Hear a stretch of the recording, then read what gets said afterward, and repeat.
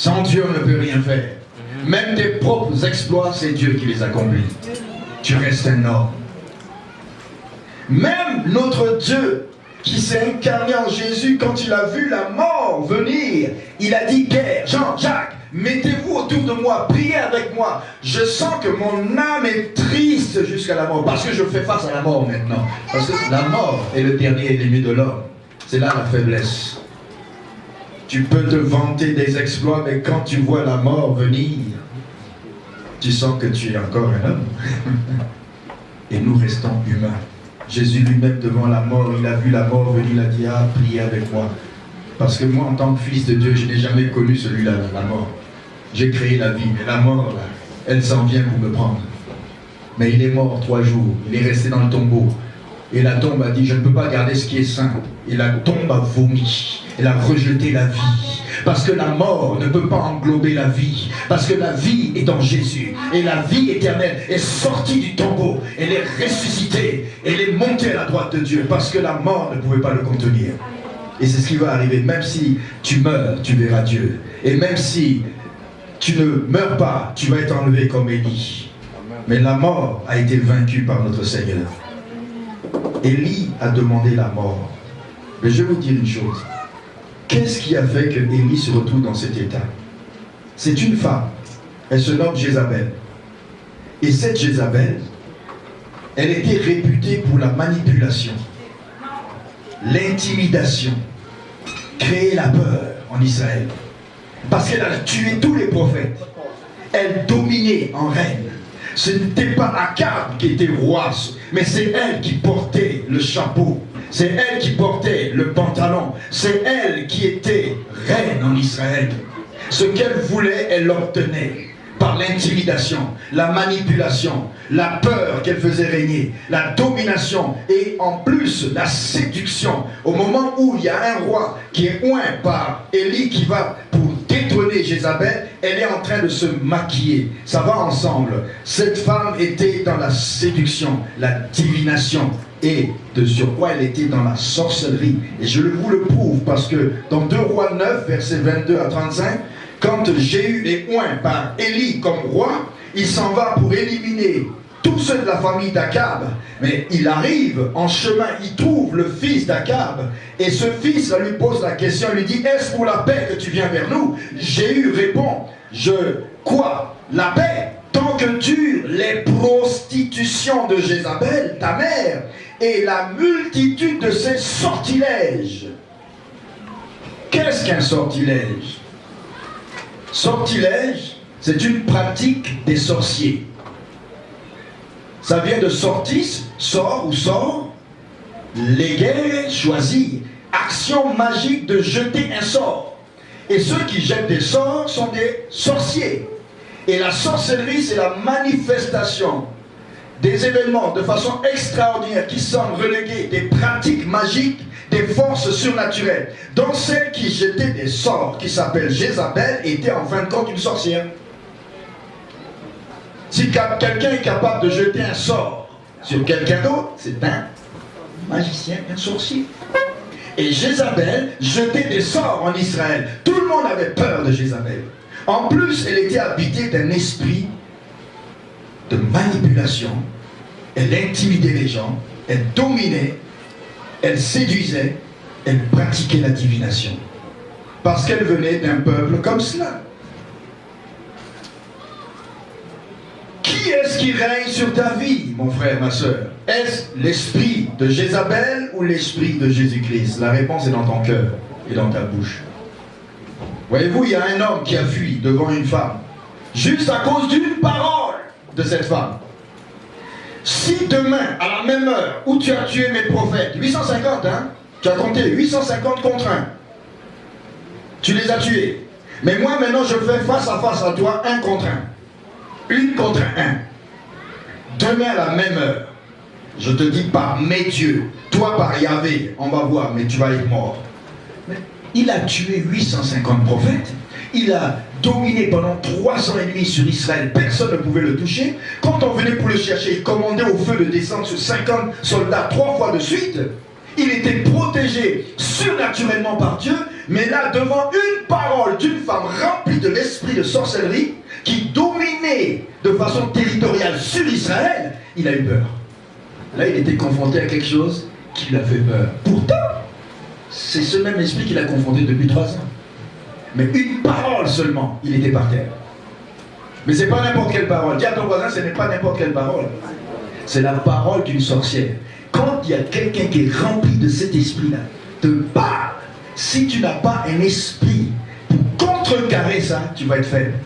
Mais je vais vous montrer aujourd'hui comment contrecarrer ça. Amen. Vous me dites, mais la sorcellerie, on ne connaît pas trop. Je vais te montrer comment la sorcellerie opère, même en Occident. Elle met des cravates. Elle est bien habillée. Peut-être tu vas le voir en Afrique, il fait des danses. On dit, oui, ça c'est un sorcier. Mais ici, ils mettent des cravates, ils s'appellent Illuminati, franc-maçonnerie, tout ce que tu veux. Puissance occulte, ils sont là. Ils font leur rendez-vous là. Ils sont parmi les hauts gradés, les hauts placés. Mais ils sont aussi dans la basse société. Mais ils sont pareils. Ça dépend comment ils s'habillent dans un pays. Quand tu verras 7 signes, qui sont les 5 symptômes, qui montrent que quelqu'un est sous une malédiction de la sorcellerie, tu vas le sentir. Il faut savoir discerner et résister à cet esprit-là. C'est un esprit qui vient de façon subtile et qui t'amène une frappe. Quelqu'un dit une frappe. C'est-à-dire quand on dit je gifle quelqu'un, ça dépend, tu peux le gifler une fois et tu peux faire un retour. Mais cette frappe-là, ce n'est pas un aller et un retour. C'est un aller simple. Dis à ton voisin, c'est un aller simple. La première frappe, c'est le découragement. La deuxième frappe, c'est la confusion. La troisième frappe, c'est la dépression. La quatrième frappe, c'est la perte de vision. La cinquième frappe, c'est la désorientation. La sixième frappe, c'est que tu recules, c'est le retrait. Et la dernière frappe, j'appelle ça les 2D. Tu es dans le désespoir et la défaite totale. Je vais vous démontrer maintenant à travers le prophète Élie.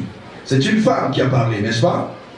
Et quand elle a parlé, on nous dit que Élie, voyant cela, l'homme qui est rempli de l'esprit, l'homme qui était créé en Israël, l'homme qui a fait descendre le feu, l'homme qui faisait des miracles, il en a fait jusqu'à 12 miracles, bien comptés.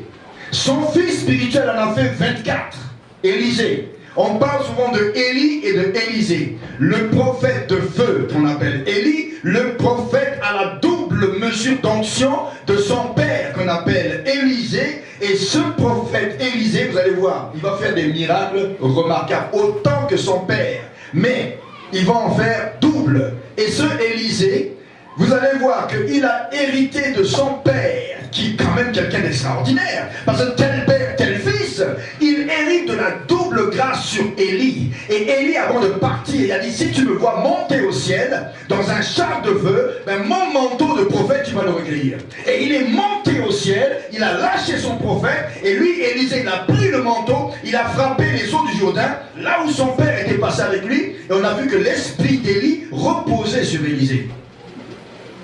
Et là, Élisée a fait des miracles. Lisez l'histoire seulement. Mais ce Élisée, je vais vous dire qu'il n'a pas hérité n'importe quoi. Parce que ce Élisée, un jour, Josué a dit au soleil et lune, arrête-toi, je n'ai pas fini la bataille. Et le soleil et la lune se sont fixés 24 heures.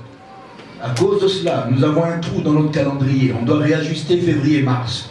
Parce qu'il y a eu un déblocage et un trou dans l'espace et le temps qui a été créé par cette bataille de Gabaon. Les scientifiques n'arrivent pas à comprendre. Il y a des choses que la Bible dit, même Akaz a fait reculer le degré du soleil par une prière. Quelqu'un dit par une prière. Et ce Élisée, Josué a dit au soleil de s'arrêter, c'est une onction spéciale. On dit jamais Dieu n'a écouté un homme comme il a écouté Josué. Et non seulement Josué arrive à Jéricho, une autre bataille, et il dit, bon, pour Jéricho, ben, nous allons détruire Jéricho, mais ensuite, celui qui va rebâtir Jéricho, il va perdre son premier fils, son deuxième fils. 2 Rois nous dit que Éliel a perdu son premier fils, son deuxième fils, en essayant de rebâtir la ville de Jéricho, qui avait été maudit par Josué, l'homme qui a arrêté le soleil. Hey, pour pouvoir pouvoir contrecarrer une telle malédiction, il faut une onction équivalente. Dis à ton voisin une onction équivalente. Une grâce équivalente. Bah, tu dis non, je suis un maudit, moi aussi je suis enfant de Dieu, je vais essayer de contrecarrer ça. Dis à ton voisin, il faut une grâce équivalente. C'est pas n'importe qui peut dire au soleil de s'arrêter, il faut une foi spéciale. Toi, tu n'as déjà même pas la foi pour arrêter une mouche. Comment tu peux arrêter le soleil? Hello? Il y a une mouche qui veut te piquer, tu cours partout. Tu n'as pas la foi pour la mouche. L'insecte, je sais qu'il y a des gens, ils arrivent, ils voient des cafards, ils courent partout. Mais il n'a pas la foi pour le cafard. Mais il va avoir la foi pour chasser les dinosaures. Tu ne peux pas. Il faut commencer par avoir la foi pour le cafard. Et ensuite, tu auras la foi pour quelque chose de plus gros. Hello? Il y a des gens qui craignent les cafards ici. Je suis allé en Guadeloupe un jour. J'ai habité une belle maison avec mes filles. Et là, les cafards commençaient à voler. Et papa, c'est quoi? Je dis, c'est des cafards. Qu'est-ce qu'il y a? Il dit, on va dormir ici. Mais bien sûr. C'est ça la nature. Alléluia. Et ce jour-là, je ne dirais pas le nom de ma fille, mais elle a eu une de ses peurs, elle a demandé même un billet d'avion pour rentrer, juste à cause des cafards. Hello. Quelqu'un dit les cafards font peur. Ça donne le cafard. Josué a arrêté, Josué a maudit Jéricho, et on nous dit qu'un jour, Élisée, il était dans la ville de Jéricho. Il a vu que le séjour est bon, mais le pays était stérile, les femmes étaient stériles, les prophètes même étaient stériles. Il a pris du sel, il a dit, moi, Élisée, le fils spirituel de Élie, l'homme qui commandait le feu, moi j'ai reçu la grâce de la double mesure, et je me tiens devant le Dieu qui je sers, le même Dieu que Josué a servi, lui qui a maudit Jéricho. Moi, en conséquent, je vais révoquer la malédiction, je prends du sel dans un plateau neuf, j'assainis la rivière, et tout le pays sera moins stérile à partir de maintenant. Amen. Et c'est ce qui est arrivé. Quelqu'un dit Amen? Amen. Quelqu'un dit équivalence d'onction. C'était Élisée qui a fait ça. C'était pas n'importe qui. Et ce Élie-là, il a donné cette onction à Élisée. Mais ce Élie-là, il a été découragé. Mais Élisée n'a pas été découragé comme ça. Même quand Élisée est mort, les os sont restés dans la tombe pendant une année. Quelqu'un est tombé sur ces os et il est revenu à la vie. Tellement la grâce de Dieu qu'il a reçue était encore présente, même dans les ossements desséchés.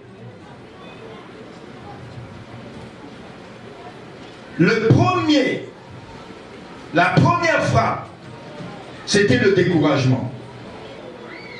Pour lui, il s'en alla au désert, après une journée de marche, il s'assit sous un genêt et il demande la mort. C'est quelqu'un qui est découragé qui parle comme ça. La première frappe, Élie demande la mort. Il y a un découragement qui est normal, que tout le monde peut vivre. Je peux être découragé.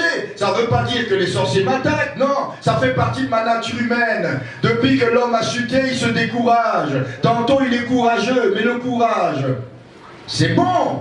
Mais quand tu as peur, on dira que tu es peureux.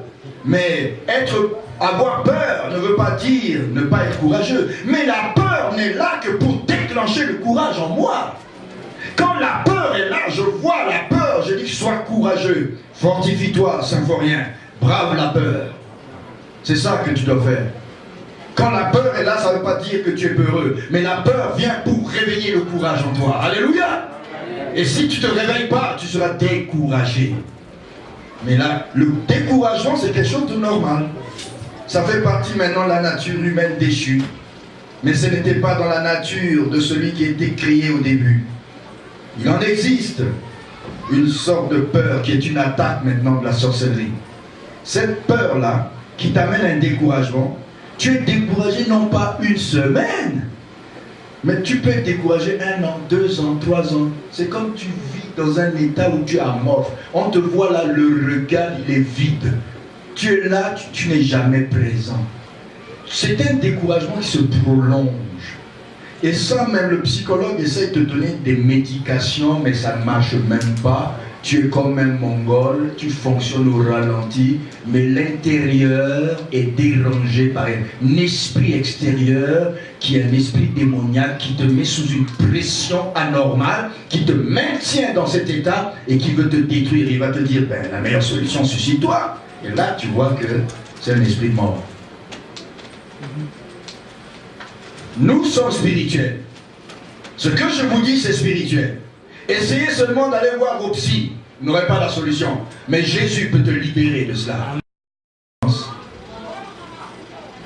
Si tu le ressens au plus profond de toi, tu lèves ta main. Là, tu es sincère. Tu avances. Voilà. On est sincère, on ne va pas se juger les uns les autres. Ah, lui, il n'avance pas. Hein? Et si tu as levé la main et véritablement tu n'avances pas, tu le sais aussi.